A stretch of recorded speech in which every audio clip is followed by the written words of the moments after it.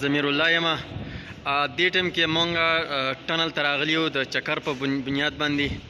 او خو چې دلته مونږ رالو او دلته کې مونږ د ریسکیو 1122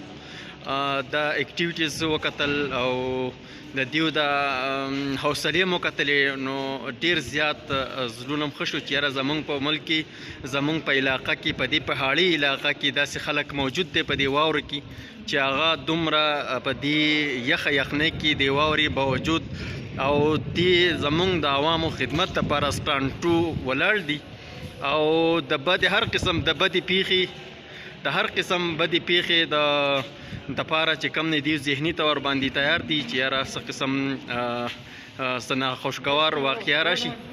او بله خبره دا ده چې دلته کې څومره ټورسټ راځي په دې واوره کې، د هغو دپاره ښه باقاعده د هغو اصلاح هم کوي، د هغو د سیفټي دپاره د هغو احتیاطي تدابیر هم چې کم دی نو ورته وایي. او دې ځکه چې زمونږ په دې علاقه کې په داسې تکړه ځوانان موجود دي، په مثال د ریسکیو 1122 نو موږ امید ساتو چې داسې د انسانیت په بیس باندې هم او د خلکو خدمت وکړی شي. نو ډیر زیات زه دیو ته خراج تحسین پیش کوم چې دیو په دې واوره کې چې 15 منټه انسان ودرېدی نشي، یخبند کېږي انسان، خو د هغې باوجود چې کم دی نو دیو ولاړ دي او ښه باقاعده چې کم دی نو دا هر یو څومره خلک چې راځي دلته کې د هغو د حفاظت احتیاطي تدابیر ورته هم ښیي،